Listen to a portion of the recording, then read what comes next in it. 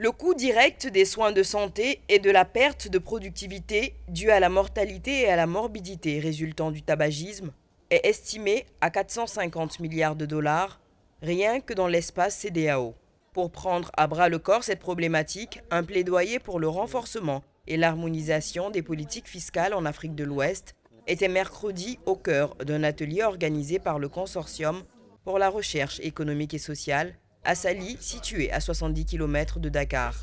Déjà, des changements progressifs de politique fiscale sur le tabac sont entrepris par certains gouvernements de la région ouest-africaine, dont le Sénégal qui applique un taux de taxation de 65% des produits du tabac sur la base ad valorem, même s'il reste encore du chemin à faire. Un peu pour lutter un peu contre les limites de la taxation ad valorem, le ministre des Finances a fixé effectivement un prix plancher qui, aussi bien pour les produits pour le tabac importé que pour le tabac produit au niveau local, qui permet effectivement d'asseoir une base fixe effectivement pour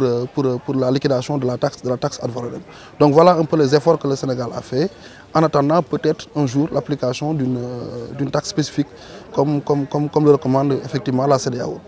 Des acteurs étatiques, des représentants de cellules d'institutions régionales, la société civile, ainsi que des partenaires du CRES participant à l'atelier ont travaillé à consolider les avantages liés à la mise en œuvre des politiques de taxation du tabac, notamment la directive de la CEDEAO sur la taxation des produits du tabac, adoptée en décembre 2017, ainsi que celle de l'UEMOA, mais également divers autres mécanismes de lutte contre le tabac.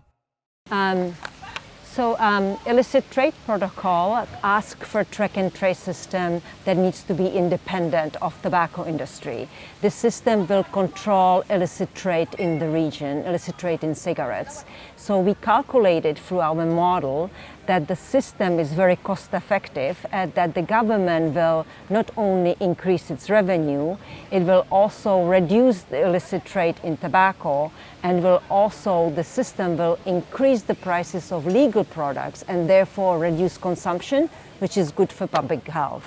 Si les États appliquaient la directive de la CEDEAO, ça aurait un impact très positif.